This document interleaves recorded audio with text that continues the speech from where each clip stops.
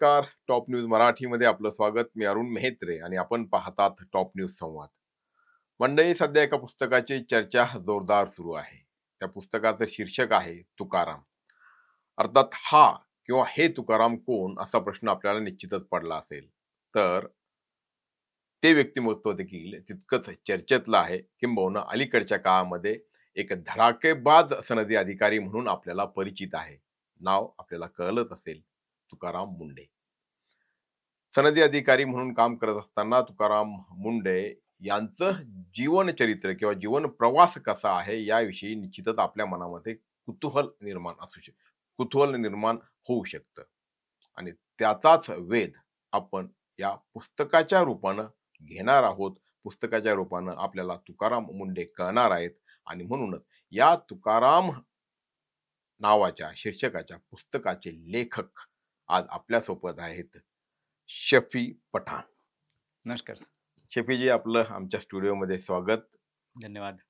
प्रस्तावना मी केली निश्चितपणे, त्यातनं साधारणपणे आपल्या प्रेक्षकांना आणि वाचकांना कळलंय की या पुस्तकामध्ये काय आहे.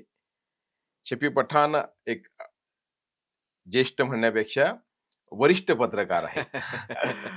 त्याचप्रमाणे म्हणजे अनेक नामवंत दैनिकांमधून त्यांनी हा काम केलेलं आहे पत्रकार म्हणून. आणि विशेष म्हणजे मराठी भाषेचे अभ्यासक म्हणून देखील शेफी आपल्याला परिचित आहेत.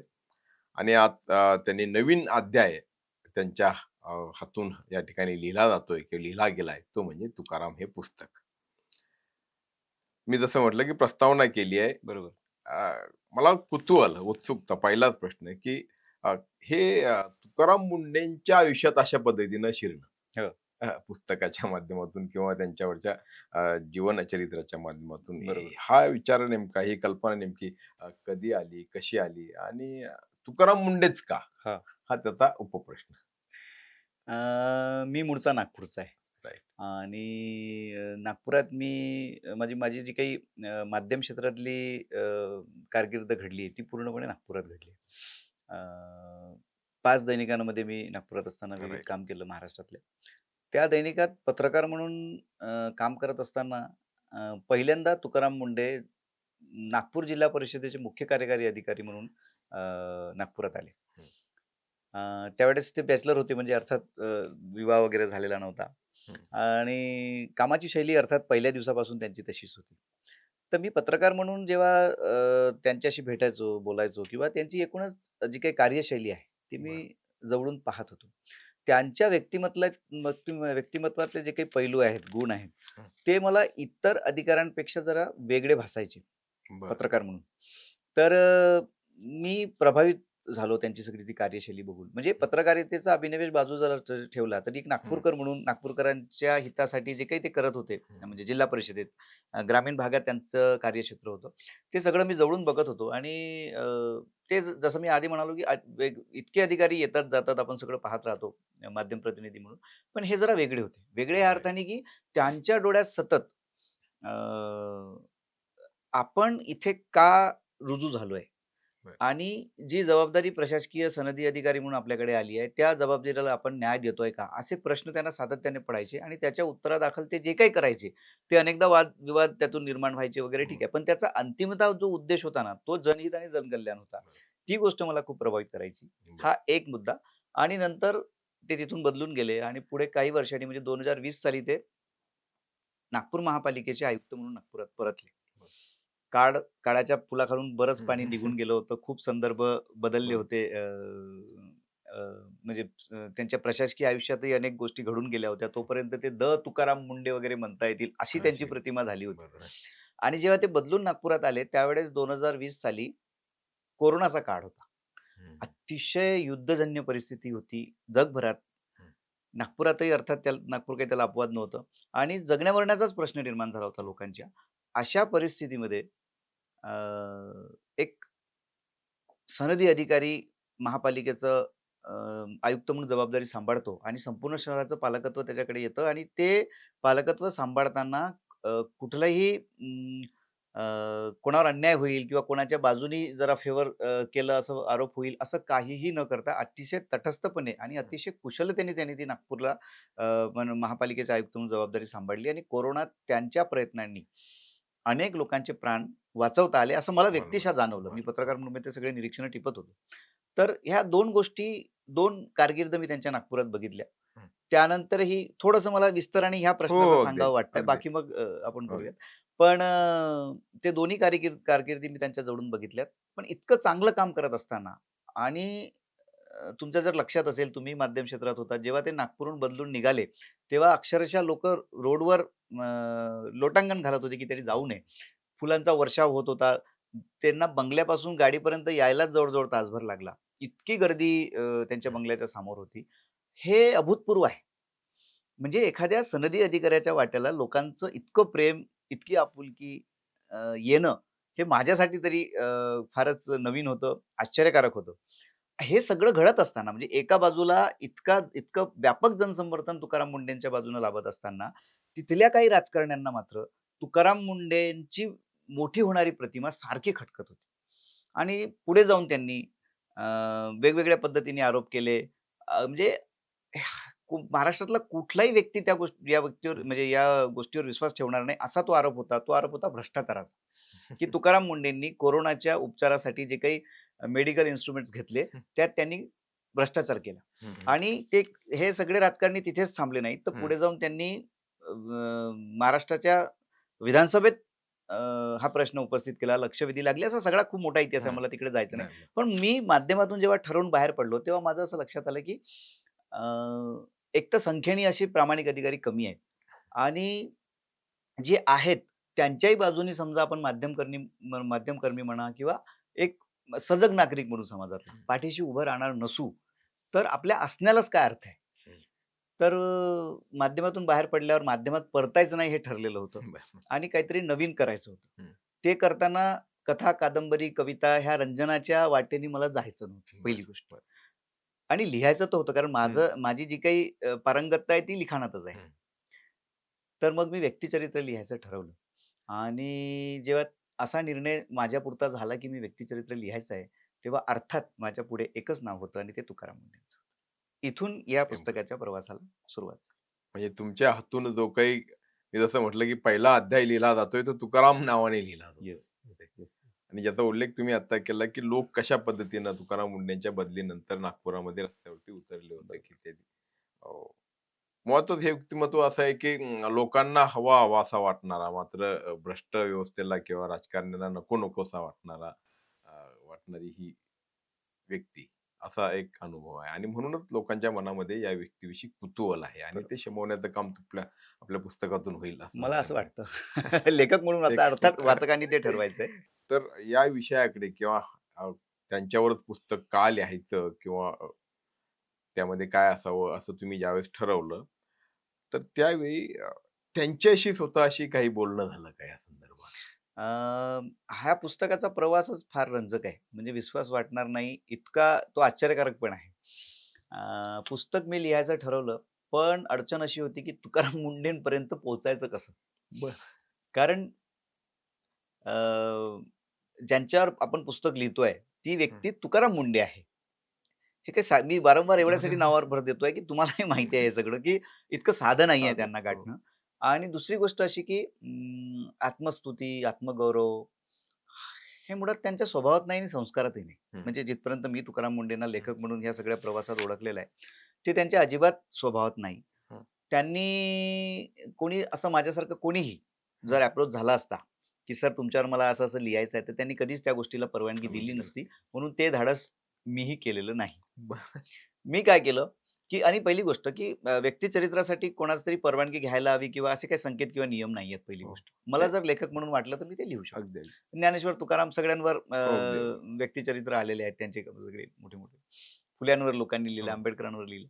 तर मला असं वाटलं, की माझ्यापुरतं आपण ते सुरुवात करावी आणि पुढे हा प्रवास कुठे आणि कुठल्या वळणापर्यंत जातो, त्याच्यानंतर आपण ते बघूया. तर मग मी लिहायला सुरुवात करण्याआधी त्यांचं जे ताडसोना नावाचं गाव आहे. हं, बीडपासनं 15-20 किलोमीटर अंतरावरती असेल, बीड जिल्ह्यापासून. तिथे मी गेलो त्यांच्या गावी. तिथे मुक्कामी राहिलो हं, आणि त्यांचे जे बालपणाचे मित्र आहेत, त्यांना भेटलो. त्यांचे काही नातेवाईक अजूनही तिथे राहतात. हं, मी त्यांना भेटलो. तुकाराम मुंडे सरांचं पडलेलं घर आहे. आत्ता तिथे म्हणजे हं. यांच्या परिवारातलं कोणी नाही. म्हणजे हं. बाकी नात्यातले काही आहेत ते आहेत तिथे. त्यांची शेती पाहिली, अ, त्यांची शाळा पाहिली. जिथे ते एका चिंचेच्या झाडाखाली अस्वस्थ होऊन अनेकदा आपल्या भविष्याचा विचार करत बसायचे, त्या चिंचेच्या झाडाखाली जाऊन मीही बसलो. म्हणजे मला ते सगळं बरं, फील बरं. फील करायचं होतं करायचं. ॲक्चुअली, की ओके, तुकाराम ओके. मुंडेंचा हा जो प्रवास आहे तो हं, इतका घाटमाथ्याचा राहिलेला आहे हं, आणि तो वळणावळणांचा राहिलेला आहे. तर ते सगळं फिलिंग मला स्वतः अनुभवायचं होतं. हं, तर मी त्या गावात गेलो, राहिलो आणि जे काही ऐवज मला गवसत गेला हं. लोकांच्या बोलण्यातून, त्या ऐवजाच्या भरोश्यावर मी पहिला खरडा लिहून काढला. बरं. अ, पण कसं आहे, की शेवटी कोणीतरी सांगितलं म्हणून आपण ते लिहिलं, कोणीतरी आपल्याला सांगितलं त्या आधारावर आपण ते लिहितोय. त्याला शेवटी मर्यादा आहेत. हं. कारण म्हणजे पुस्तकाची जी लांबी असते, तितक्या लांबीपर्यंत तुम्ही सलग कल्पनारंजनात नाही कल्पना जाऊ नाही. शकत. तुम्हाला काहीतरी फॅक्च्युअल रेफरन्सेस बरोबर. लागतील. काहीतरी असे मुद्दे लागतील जे वास्तवाला धरून असतील वगैरे, वगैरे आणि त्याला कोणीतरी कोणाचं तरी ऑथेंटिकेशन पण ऑथेंटिकेशन लागेल. पाहिजे. मग ती अडचणीची गोष्ट होती, हं. की तुकाराम मुंडेंशी बोलणार कोण? बरं. ते इतकं सोपं नव्हतं. तर मग मी पहिला खरडा लिहून झाल्यानंतर त्यांचे जे मोठे बंधू आहेत अशोक मुंडे, हं, जे हं. इथे पुण्यालाच राहतात हो, हो. शिवाजीनगरला. तेही रिटायर्ड डेप्युटी बरं. कलेक्टर होते. मी त्यांना मेसेज केला, मेल पाठवले, की "सर असं-असं करतोय मी हं. पुस्तक आणि इन्स्पिरेशन म्हणजे प्रेरणा ही त्या पुस्तकाची मध्यवर्ती संकल्पना आहे." बरं. अ, मला असं वाटतं, की म्हणजे टोन सकारात्मक आहे हो. पुस्तकाचा. मला असं वाटतं, की तुम्ही जर मला मदत करू शकलात, कारण तुम्ही सगळं आयुष्य तुकाराम मुंडेंचं अगदी पहिल्या दिवसापासूनचं पाहिलं. 11 वर्षांचं अंतर आहे 2 भावांमध्ये. बरं. त्याच्यामुळे ते खूप मोठे होते जेव्हा तुकारामचा हो. जन्म झाला. त्यामुळे त्यांना सगळे प्रसंग आठवतात. तर तुम्ही सगळं पहिल्या दिवसापासूनचा प्रवास पाहिलेला आहे आणि त्यांच्या आय-ए-एस पर्यंत तुम्ही जी काही केले, जी हं. काही म्हणजे त्यांना मदत केली तिथे त्या टप्प्यावर जाण्यासाठी. तिथं सर्वश्रुत ते तुकाराम हो. मुंडेही आपल्या अनेक हो, भाषणांमधून ते हो. बोललेले आहेत. तर मी त्यांना विनंती केली, की "सर तुम्ही जर मला काही इनपुट्स देऊ शकलात, हं, तर माझं पुस्तक जरा अधिक हं, चांगलं होईल."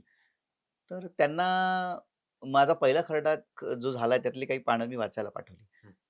त्यांना माझे प्रयत्न कदाचित प्रामाणिक वाटले असावेत. बरं. किंवा त्यांना असं वाटलं असावं, की हे एक प्रेरक ठरू शकतं इतर हं, तरुणांसाठी पुस्तक. म्हणून मग त्यांनी मला मदत हं. करायचं शब्द दिला आणि त्यातून काही इनपुट्स मग माझ्या हातात येत गेले आणि त्या आधारावर मग पुढे-पुढे अ, असे अनेक टप्पे आले, की जिथे म्हणजे पुस्तकाला ऐवज कमी पडेल असं कधीही झालेलं नाही बरं. आणि ते सुरळीत झालं. शेवटच्या टप्प्यात मात्र मी तुकाराम मुंडे सरांना काही म्हणजे पुस्तकातले काही भाग जो आहे तो त्यांना बरं. पाठवला होता, ओके. की "सर हे बघा असं-असं झालेलं आहे" आणि अर्थात थ्रू अशोक हो, मुंडे कारण हो. मी स्वतः काही तिकडे जाऊ बरं. शकलो नसतो आणि त्यांनी कधी मला एंटरटेनही केलं नसतं व्यक्ती म्हणून. बरं. ठीक आहे, नाही. पत्रकारितेत ओळख होती वगैरे तिथपर्यंत हं, ठीक आहे. आणि यातून मग ते पुस्तक घडत गेलं आणि आता उद्या ते हां. वाचकांच्या सेवेत येणार आहे. नाही. मग आता प्रकाशन होत असताना मुंडेंनी स्वतः फायनल ड्राफ्ट किंवा फायनल म्हणजे पुस्तक जे आहे जे आपल्या हातात आलेलं हं, तयार हं. ते त्याच्यावरती नजर टाकली, वाचलंय, चाळलंय काय? पूर्ण पुस्तक त्यांनी वाचलं की नाही मला माहिती नाही. कारण मी अशोक मुंडे सरांना विनंती केली होती, की माझं हं, जे दस्तऐवज झालेलं आहे पूर्ण, हं, म्हटलं हे सर तुम्ही कदाचित हं, म्हणजे तुम्ही त्यांच्यापर्यंत पोहोचवावं.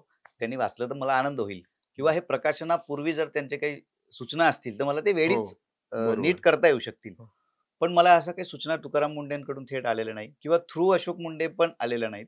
त्याच्यामुळे कदाचित पुस्तक योग्य वाटलं असावं त्यांना. असं. आता त्यांनी ते पूर्ण वाचलंय की नाही नाही, वाचलंय हे मला मला माहिती माहिती. नाही. येस. आणि जर उद्याच्याला आता पूर्ण वाचलं म्हणजे आता त्यांनी जर वाचलं नसेल आणि हं, उद्या आता प्रकाशनानंतर वाचलं हं, आणि त्यांना असं वाटलं, की बाबा ठीक आहे ही गोष्ट असायला हवी होती किंवा हं. असायला नको होती. बरोबर. असं जर असेल तर मग त्यांनी काही सुचवलं तर आम्ही पुढच्या आवृत्तीत प्रयत्न करू. ते योग्य करायचा, करेक्ट करायचा. म्हणजे चुकलं असेल तर नीट नाही, करू नाही. आणि काही हवं असेल तर त्यात हं. घालता येऊ शकेल. अगदी. तुम्ही आता बोलताना म्हटलं, की एकूण पर्सनल टच देण्याचा तुम्ही प्रयत्न केला. तो एक्सपिरियन्स किंवा ती अनुभूती घेण्याचा प्रयत्न केला. बरोबर. तुम्ही त्या गावात गेला त्यांच्या स्वतःच्या आणि मग तिथे तुम्ही त्या चिंचेच्या झाडाखाली जाऊन बसला देखील. बरोबर, बरोबर. अस्वस्थ ज्यावेळी व्हायचे त्यावेळी ते तिथं जाऊन बसायचे. Yes, yes. दुरूनच तुम्ही असंही म्हटलं, की त्यांचं सगळं आयुष्य वळणच राहिलेलं आहे. बरोबर आहे. अ, कधी अस्वस्थ व्हायचे ते तुम्हाला एकूण या सगळ्या अभ्यासात किंवा अध्ययनामध्ये, संशोधनामध्ये असं लक्षात आलं? काय झालं, की त्यांच्याकडे 20 एकर शेती होती. पण हं. संपूर्ण कुटुंब कर्जात बुडालेलं होतं. बरं. आणि वडील म्हणजे तुकाराम मुंडेंचा जो स्वभाव आहे, की हं, चुकीला माफी नाही. हं. त्याच तत्त्वाने त्यांचे वडील वागायचे. बरं. आणि त्यातून असं व्हायचं अनेकदा म्हणजे ते भाजी विकायला हं, अ, हं. पिंपळनेर वगैरे असं गाव आहे जवळ बरं. ताडसोन्यापासून. तर शेतात जे काही थोडाफार भाजीपाला व्हायचा, हं. ते विकायला जायचे बाजारात. तर इतर लोकं जसं आवाज देऊन ₹10 जुडी हो, वगैरे काय पाव हो. किलो वगैरे ते जे भाव सांगतात. हो, सांग. अनेक विक्रेते असे उभे राहून ग्राहकांना हो, हो. आकृष्ट करायसाठी भाव सांगायचे. पण वडिलांच्या ते स्वभावात नव्हतं. त्यांचा बरं. स्वाभिमान दुखायचा.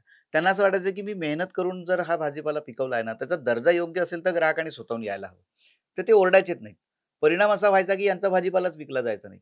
बरं. आणि मग ते उकिरड्यावर कारण भाजीपाला घरी नेऊन काय करणार? ते हं, नश्वर आहे.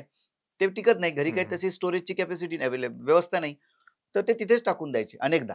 हे तुकाराम मुंडे लहान असताना बघायचे. म्हणजे भाजीपाला शेतातून काढायचा. आधी ते पिकवायलाच कितीतरी श्रम. हं. मग तो काढायचा. तो बैलबंडीत घालायचा. तो पिंपळनेरच्या बाजारापर्यंत आणायचा. दिवसभर उन्हातान्हात उभं राहून तो विकायसाठी थांबायचं आणि दिवस संपल्यावर लक्षात येईल, की ते भाजीपाला विकलेलाच नाहीये. आणि मग तो घरी नेऊन काय करायचं तर आपल्याकडे त्याला सांभाळता येऊ शकत नाही म्हणून तो तिथे टाकायचा उकिरड्यावर मग ते गायी खायच्या. घरी आल्यावर पुन्हा तेल आणि मिठाची बोंब, की आता काय म्हणजे हं. पैसे तर नाहीच आले. भाजीपाला जो पिकवला तो गेला आणि त्याच्या मोबदल्यात जे पैसे यायचे ते आले नाहीत. मग आता करायचं काय? तर हे तुकाराम मुंडेंच्या आयुष्यात असा प्रसंग रोज यायचा. भाजी-भाकरीचा प्रश्न जिथे उभा राहायचा. म्हणजे हं. हे केवळ भाजीपाल्याचं उदाहरण म्हणून नाही. रोज असा प्रश्न यायचा. अ, शेती अ, अ, दरवेळेला म्हणजे अशोक मुंडेंना शिक्षणासाठी पैसे द्यायचे आहे का? मग काहीतरी शेतीतनं म्हणजे गहाण उत्पन्न ठेवा निघालं. आणि हो. पैसे घ्या आणि मग त्यांना द्या. कुठलं लग्न कार्य आलंय का? मग शेती गहाण ठेवा. अ, जुनं कर्ज फेडता येत नाही आहे का? मग पुन्हा शेती गहाण ठेवा. असं करता असं झालं, की ते 20 एकर शेती जवळ गहाण झाली. म्हणजे करायला आता काय 2-4 एकर हं. त्यांच्याकडे उरलेली असेल तर असेल फार तर. तर म्हणजे माणसाला जगण्यासाठी जे काही अर्थार्जनाचे स्रोत लागतात, ते सगळे स्रोत बंद झाले होते तुकाराम मुंडेंच्या आयुष्यात. कधी? जेव्हा ते 2री किंवा 3ऱ्या वर्गात असतील तेव्हाच. बरं. म्हणजे एक उदाहरण छोटंसं मला तुम्हाला हं, हं. द्यायला आवडेल, कारण आता उद्या हं. पुस्तकच येत आहे हो, त्याच्यामुळे हो, फार काही आता त्याला रहस्य हो. ठेवण्यात अर्थ नाही. पण म्हणजे किती टोकाची गरिबी तुकाराम मुंडेंनी पाहिली असेल, ते एका उदाहरणावरून तुम्हाला कळेल, की एकदा त्यांना अतिसार सुरू झालं हं. आणि गावात पी-एच-सी आहे तिथे ताडसोन्याला. आई-वडील अशिक्षित, पण त्यांना वाटलं, की तब्येत म्हणजे प्रकृती ढासळते मुलाची म्हणून ते त्याला घेऊन गेले प्राथमिक आरोग्य केंद्रामध्ये. डॉक्टरच्या लक्षात आलं, की अतिसाराची लक्षणं आहेत. त्यांनी औषध दिली. आता ते जे औषध होतं ते खूप कडू होतं. ते ओठावर ठेवलं, की तुकाराम मुंडे उलटी करून द्यायचे पटकन. बरं. आणि ते औषध पोटात जायचंच नाही. ते न गेल्यामुळे आराम पडत नव्हता. हो. तर शेजारची एक महिला त्यांच्याकडे आली आणि ती जीजी म्हणायची. म्हणजे गावातले सगळे लोकं हं, तुकाराम मुंडेच्या आईला जीजी म्हणायचे. हं. तर ती म्हणाली, "जीजी काय झालं? तू का अशी चिंतित दिसते?" तिने सांगितलं, की "अगं तुकारामला हे औषध देतोय आणि तो लगेच उलटी करतो." तर तिने एक कल्पना सुचवली, की तुम्ही असं करा युक्ती सुचवली सॉरी, हं. की त्याला गोळी द्या आणि लगेच साखर ठेवा त्याच्या हातावर. बरं. म्हणजे साखर तोंडात गेली, की तो उलटी करणार उलट्या नाही. गेल्या. त्याला जरा गोड हो. वाटेल. आईचा चेहरा पडला तुकाराम मुंडेंच्या. ती म्हणाली, "जीजी काय झालं?" "साखरच द्यायला सांगितलंय मी, काय वेगळं द्यायला सांगितलंय?" तर ती तुकाराम मुंडेंची आई काहीच बोलली नाही. ती बाई निघून गेली शेजारची आणि तुकारामने विचारलं, की "आई ती काय सांगत होती?" आई म्हणाली, "तिने युक्ती सांगितली, पण आपल्याकडे साखर कुठे आहे? ती हं. सणावाराला केव्हा तरी आपण आणतो." बरोबर. आणि मग त्या माऊलीनी काय करावं? हे सगळं वास्तवात घडलंय. बरं मी एक बरोबर. नाही असे 4-4, 5-5 लोकांच्याकडून शेवटी माझा हो, मूळपिंड हो, पत्रकाराचा आहे. हो. मी काही पटकन हं. कोणावर विश्वास ठेवण्याचं कारण नाही. मी हे सगळे तथ्य वास्तवाच्या कसोटीवर अनेकदा बरोबर. तपासून पाहिले आणि तेव्हा मग ते पुस्तकात आले. आईनी साखरेचा पर्याय काय शोधावा? हं, तिने तिखट आणलं. हं. आणि उलटीच थांबवायची आहे ना, ती कशाही ते माध्यमातून थांबायला हवी. तर तिने शेजारच्या महिलेनी साखर सांगितलं. हं. तिच्याकडे साखर नव्हती घरात. तिने आई तिखट गं! दिलं तुकाराम मुंडेच्या हातात आणि औषध देताबरोबर तिखट त्याला सांगितलं, की "तू असा ओठावर घे ते." तिखट घेतलं आणि ते त्याला प्रचंड त्रास झाला तुकाराम मुंडेंना. म्हणजे जे 2 दिवसात आराम पडायला हवा होता, तो आणखी 10 दिवसांवर गेला. ही टोकाची गरिबी तुकाराम मुंडेंनी आपल्या आयुष्यात पाहिली. आता हे सगळं रोज बघत असताना ह्या दुष्टचक्रातून आपली सुटका होईल का? आणि समजा नाही झाली तर काय? असे सगळे प्रश्न ज्या चिंचेचा तुम्ही उल्लेख केला, त्या झाडाच्या खाली बसून तुकाराम मुंडेंना पडायचे. आणि हे सगळे अनुभव ऐकताना आणि ते असे आपल्या लेखणीतून साकारताना, लिहिताना तुम्ही देखील भावनिक मी प्रचंड झालात, हेलावून गेलो. म्हणजे भारावून गेलात. अनेक रात्री अशा गेल्यात माझ्या कुटुंबाकडे. मी जेव्हा हे लिहायला बसत होतो, म्हणजे मी कोंडून घेतलं होतं अक्षरशः. हं, कारण एक लक्षात घ्या सर, की हे हे व्यक्तिचरित्र तुकाराम मुंडेंचं आहे. ते आणताना पुरेसं गांभीर्य आणि मोठी जबाबदारी अ, माझ्या डोक्यावर होती आणि ते त्यातलं एकही शब्द म्हणजे असं म्हणायला हं, हरकत नाही आता हं, हं, कदाचित म्हणजे हा विनोदाचाही भाग ठरू हं. शकेल. म्हणजे कोणी विश्वास ठेवणार नाही. पण हे छापून आल्यानंतर आपली गाठ तुकाराम मुंडेंशी आहे, हे मला चांगलं माहिती होतं. त्यामुळे मी त्याच्या प्रत्येक शब्दावर प्रचंड मेहनत घेतली, खूप परिश्रम घेतले, काळजीपूर्वक ते वापरले आणि त्याचे सगळे संदर्भ जसं मी आधी म्हणालो, हं. प्रत्येक वास्तवाच्या कसोटीवर तपासून घेतले. त्यानंतर मी त्याच्यात घेतलं. अनेक रात्री माझ्या चिंतनात गेलेल्या आहेत, की आणि लेखक म्हणून मला हा प्रश्न असं अनेकदा पडायचा, की आपण खूप संघर्षाच्या स्टोरीज वाचलेल्या आहेत. हो, अनेकांच्या आयुष्यात हो. घडलं. म्हणजे हे काही तुकाराम मुंडे काही अपवाद आहेत किंवा हे एकमेव आहेत जगातले असं नाही. पण मानवी आयुष्यात असंही घडू शकतं का? असा प्रश्न मला अनेकदा पडायचा. हा सगळा फारच प्रवास बरोबर. मांडताना आणि चित्कारताना. तर मी अनेक पातळ्यांवर लिहिताना मला स्वतःला अस्वस्थ व्हायला झालं आणि मी खूप म्हणजे असंही झालं काही वेळेला, की माझी लेखणी पुढे चाललीच नाही काही दिवस. तर इतकं सगळं त्यांच्या आयुष्यात सगळं घडामोडीचं आणि चढ-उतारांचं आयुष्य त्यांनी पाहिलेलं आहे. आणि केवळ संघर्षच तुम्ही पुस्तकात मांडला असं निश्चितपणे नसणार. त्यांचे व्यक्तिमत्त्वाचे अनेक पैलू आहेत. म्हणजे आम्हाला जनमानसात किंवा आपण हे पत्रकार म्हणून किंवा सर्वसामान्य माणूस नागरिक त्याला काय माहिती आहे तर 21 वर्षात 25 वेळा बदली झालेला आय-ए-एस अधिकारी. बरोबर. अ, आणि मग तो त्या बदल्या का होतात? त्यांची काम करण्याची पद्धती काय आहे? ते मॉर्निंग वॉकला कसं जातात? किंवा ते कशा पद्धतीने म्हणजे आता तर एफ-डी-आयचे आयुक्त आहेत. बरोबर. फूड अँड ड्रगचे आणि आता म्हणजे बातम्या तर अशा असतात की 10 दिन 100 छापे हां. अशा पद्धतीच्या असतात बरोबर. किंवा आज याला सील, उद्या त्याला सील, बरोबर. भेसळखोरांवरती मुंडेंचा पहार बरोबर. प्रहार अशा पद्धतीने. तर बरोबर. हे मुंडे आपल्याला परिचित आहेत. बरोबर. व्यक्तिमत्त्वाचे पैलू म्हणत असताना आणखी काय हायलाइट्स म्हणजे आता तुम्ही तर म्हणजे आणि तुम्ही बोलताच आहात की आता बरोबर. शेवटी पुस्तक प्रकाशित होतंय, बरोबर. रहस्य बरोबर. काही ठेवायचे नाही. बरोबर. काय हायलाइट्स या पुस्तकातल्या म्हणजे एक ढोबळ मनाने आम्हाला बघा म्हणजे माझी 3 सूत्री त्रिसूत्रीवर हे पुस्तक मुळात आधारलेलं हं, आहे. हं. म्हणजे ती त्रिसूत्री जी आहे ती इन्स्पिरेशन, ॲस्पिरेशन आणि ॲक्शन हं, असं आहे. म्हणजे प्रेरणा आहे, हं. आशावाद आहे बरोबर. तरुणाईला हां. मुंडेंकडून आणि ॲक्शन त्याच्यात हा एक महत्त्वाचा भाग आलेला आहे. बरं. तर त्याच्यात 3 भागाचं जेव्हा आपण सेपरेट जर विचार करायला गेलो, तर एक पहिला टप्पा जो आहे तो त्यांच्या बालपणाचा आहे पूर्ण. हो. म्हणजे अगदी जन्मापासूनचा. हं, जन्मापासून 10वी पर्यंतचा तो त्यांचा जो प्रवास आहे तो आहे. दुसऱ्या टप्प्यामध्ये 10वी पासून ते आय-ए-एस होईपर्यंतचा हं. त्यांचा जो प्रवास राहिला आहे, तोही अतिशय चढ-उतारांचा आणि प्रचंड त्रासदायक राहिलेला आहे. म्हणजे एका वळणावर तर ते परत फिरले. म्हणजे खूप असं त्या पुस्तकात मी सांगितलंय, की तुकाराम मुंडेंनी जे केलं ते तर करायलाच पाहिजे. जर स्पर्धा परीक्षेची हो. विशेषतः विद्यार्थी बरेच ते वाचणार आहेत.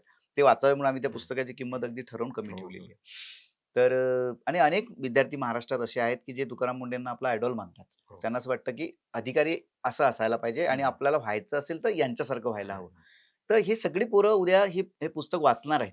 हं. त्याच्यामुळे त्याला 3 भागात विभाजित करताना तो जो प्रवास मांडलाय, तो त्या पुस्तकातनं म्हणजे तुकाराम मुंडेंनी काय केलं, जे तुम्ही करायला पाहिजे, असं जेव्हा मी लेखक म्हणून सांगितलंय, तेव्हा तुकाराम मुंडेंचं काय चुकलं, जे तुम्हाला करायचं नाहीये, याचीही मी अतिशय तर्ककठोर चिकित्सा त्या पुस्तकात केलेली आहे. बरं. म्हणजे केवळ गोड-गोड लिहिलेलं आहे आणि हं. खूप असं अजिबात झालेलं नाही. म्हणजे उद्या कदाचित ते पुस्तक वाचतील तर असं ते विचारू शकतील मला, हो. की लेखक म्हणून जरा तुमची भाषा खूपच कठोर झाली आहे माझ्या बाबतीत. असं होईलही. पण माझा जर तुम्ही पत्रकारितेचा 25 वर्षाचा हो, प्रवास जर बघितला, हो. तर तो असाच काय म्हणतात तटस्थ राहिलेला आहे.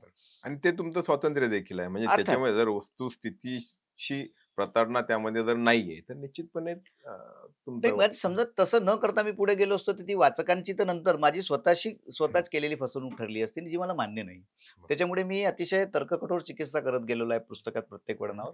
आणि जसं तुम्ही म्हणालात तसं 3 त्याचे मुख्य टप्पे आहेत. एक हं, बालपण आहे, म्हणजे जन्मापासून 10वी हं. पर्यंतचं, 10वी ते आय-एस पर्यंतचं आणि आय-एस नंतरचा जो प्रवास आहे त्यांचा, बरं, तो फारच खळबळजनक आहे. बरोबर. आणि त्या प्रवासात ज्या लोकांनी त्यांना हं, अडवण्याचा प्रयत्न केला, त्यासाठी जी विविध षडयंत्र रचली, हं, त्या षडयंत्रानंतरची तुकाराम मुंडेंची जी मानसिकता होती ती किंवा जे त्या भावनिक वादळांना त्यांनी कसं तोंड दिलं वगैरे, वगैरे. हे असे थक्क करणारे अनेक प्रवासाचे वर्णन त्यात पुस्तकात आलेली आहे. कारण आत्ता म्हणजे आत्ताची म्हणजे आज ज्यावेळेस आपण बोलतो, मी जसं म्हटलं, की आता एफ-डी-एचे आयुक्त आहे आणि एफ-डी-ए आता ते ज्या पदावरती आहे तिथून त्यांची बदली व्हावी किंवा बदली करण्यात यावी यासाठी काहीतरी कोटींची सुपारी देण्यात आली आहे, अशा प्रकारची माहिती अगदी अधिवेशनामध्ये किंवा पटलावरती देण्यात आली. यावरून लक्षात येतं, की काय अडचणींना त्यांना सामोरं जावं लागलं आहे किंवा लागत आहे. बरोबर. हा झाला एक भाग. पण ही केवळ बदलीसाठीची सुपारी आहे बघा. हं, हं. आपल्याकडे एखादा माणूस नको असेल, हो, तर त्याच्या विरोधात असलेले लोक कुठल्याही स्तरावर जाऊ शकतात. बरोबर. मुंडेंच्या आयुष्यामध्ये असं काही मला असं वाटतं केवळ एफ-डी-एला आल्यामुळे ते झालेलं नाहीये. ते ज्या विभागात याच्या आधी होते की नाही, हं, तुम्ही जर बदल्यांचा इतिहास जर तपासला त्यांचा, 20 हं. वर्षात 25 बदल्या, मला वाटतं सनदी सेवेतलं भारत देशातलं पहिलं देशातलं. उदाहरण असावं. हो. पहिलं उदाहरण असावं. कारण मला याच्या आधी कुठला असा माणूस सापडला नाही अधिकारी म्हणून की ज्याच्या इतक्या बदल्या झाल्या. अच्छा ह्या बदल्या तुकाराम मुंडे खूप छान काम करतायत म्हणून झालेल्या नाहीयेत. त्या कोणाच्या तरी म्हणजे कुठल्यातरी व्यवस्थेला, कुठल्यातरी व्यक्तीला ते हं, अडचणीचे ठरतायत म्हणून त्या बदल्या झालेल्या हं, आहेत. त्याच्यामुळे आत्ता जे काही विधानसभेत आकडे सांगितले गेले असतील, की एवढ्या रुपयाची सुपारी देण्यात आली वगैरे, वगैरे. हं, ते आता त्याचं जाहीर चर्चा झाली. एफ-डी-एला आल्यामुळे लोकांच्या रोजच्या हं. जगण्या-मरण्याचा प्रश्न होता म्हणून त्याची चर्चा जास्त झाली. पण ते दिव्यांगाला असतानाही अशा सुपाऱ्या दिल्याच गेल्या असतील ना. दिले. कोण नाकारेल? कारण त्यांनी दिव्यांगाला असताना जे काही कारवाया केल्या, त्यात अनेक संस्था अशा होत्या बोगस संस्था, ज्या हं. अपंगांच्या नावावर मलिदा लाटत होत्या. बरोबर. एक 20% अपंग असलेली एखादी व्यक्ती डॉक्टरकडून 100%चं बनावट प्रमाणपत्र आणायची, नोकरी हडपून घ्यायची. आणि त्या 20%च्या खोट्या हं, आरोग्य प्रमाणपत्राच्या बळावर तो नोकरी मिळवायचा एखादा माणूस. हो. पण त्याच्या अगदी उलट जो खरा 100% अपंग आहे, त्याच्यावर अन्याय व्हायचा. तर तुकाराम मुंडे त्या खऱ्या अपंगाच्या पाठीशी उभे राहिले. म्हणून त्यांची बदली करण्यात आली.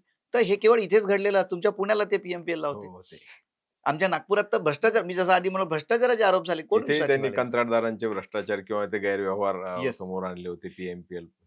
तुकाराम मुंडेंची एकही बदली ही मला असं वाटतं, म्हणजे हं, जर मी चुकत नसेल तर, माझा हं. दावा नाही हो, कारण नाही. माझ्याकडे कुठले कागद नाहीयेत हं, किंवा संदर्भ द्यायला पुरावे नाहीयेत. पण मला असं वाटतं, की तुकाराम मुंडेंची एकही बदली प्रशासकीय चौकटीत जी दरवेळेला होते, हं. इतर इतर सनदी अधिकाऱ्याच्या जशा बदल्या होतात, तशी एकही बदली झालेली नसावी.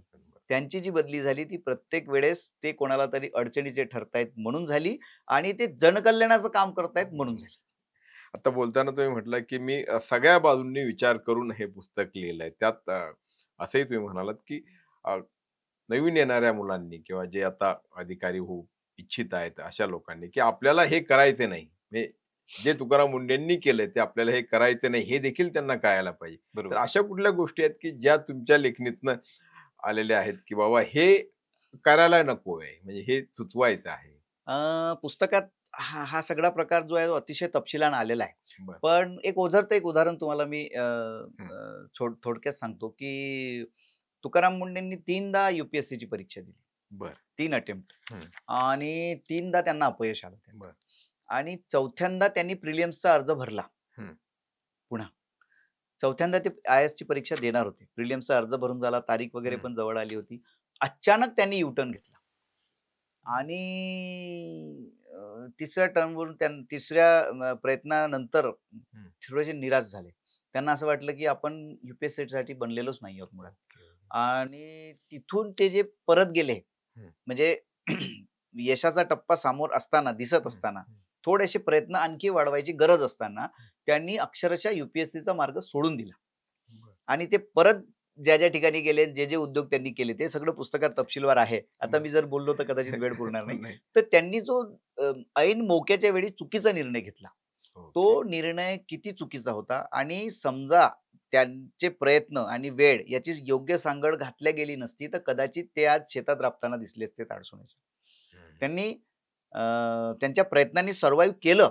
हो. पण हे प्रत्येकाच्या आयुष्यात घडेलच असं नाहीये. बरं. त्याच्यामुळे तुकाराम मुंडेंनी त्या वळणावर जी चूक केली, ती इतरांनी करू नये, असा संदेश मी या पुस्तकातून दिला. बरं. आणि या प्रयत्नांना अर्थातच साथ म्हणण्यापेक्षा की आशीर्वाद त्यांच्या आईंचे होते आणि आईंविषयी तर ते खूपच अर्थात. म्हणजे आता आपण खूपच, अलीकडे खूपच त्यांच्या हळवे. आईंचं निधन झालं. त्यांनी त्यावेळी ते बोलले, आईविषयी बोलले, बरोबर. किंबहुना त्यांच्या रक्षा जी आहे त्यांनी त्यांच्या शेतात विसर्जित केली. बरोबर. भावाविषयी देखील त्यांना तितकाच आदर आहे असं बरोबर. म्हणाय. बरोबर. या नात्याविषयी काही प्रकाश या पुस्तकामध्ये तुम्ही टाकलाय? आहे. हे बघा, तुकाराम मुंडे सरांचे जे मोठे बंधू आहेत, अशोक बंधू, ते तर त्या म्हणजे पुस्तकाचं जे एकूण प्रवास आहे, हं. त्या प्रवासाच्या प्रत्येक पानावर तुम्हाला तुकाराम मुंडे सापडतील. सॉरी, अशोक मुंडे अशा म्हणतात. सापडतील. कारण त्यांच्याशिवाय आपण तुकाराम मुंडेंच्या आयुष्याची कल्पनाच करू शकत नाही. बरं. इतकं योगदान अशोक मुंडेंचं त्यांच्या आयुष्यात आहे. हं. त्याच्यामुळे अशोक मुंडे सरांचा प्रवास तर बऱ्यापैकी त्या पुस्तकात तुम्हाला दिसेल. म्हणजे हं. समांतर चालतोय तो हं. असा. तुकाराम बरं. मुंडेंचा प्रवास आणि अशोक मुंडेंचा त्यांच्या आयुष्याला घेऊन हं. त्यांची चिंता आणि त्याला मार्ग दाखवण्यासाठीची धडपड, हे सगळं समांतर चालत राहतं पुस्तकात पूर्ण. आईविषयी जर तुम्ही विचाराल, तर मला एक गोष्ट नमूद करून सर पुढे जायचं आहे. तुमचा तो प्रश्न नव्हता, पण याला जोडून मला ते सांगायचं आहे, की तुकाराम मुंडे सनदी अधिकारी म्हणून जितके कर्तव्य कठोर, आक्रमक आणि सत्याचा आग्रह धरणारे वगैरे खूप असे कणखर वगैरे अधिकारी भासतात ना, त्यांच्या या चेहऱ्याच्या पलीकडे एक अतिशय संवेदनशील, अतिशय हळवा हं. आणि नात्यांना जपणारा माणूस आहे तुम्हाला सांगतो. म्हणजे तुम्ही जर आता ते पब्लिक डोमेनमध्ये पण उपलब्ध आहे. हं. आई गेल्या तेव्हा तुम्ही ते इथे होते कोलकात्याला. हो. निवडणुकीसाठी त्यांची हो. तिकडे डेप्युटेशनला पाठवलं होतं.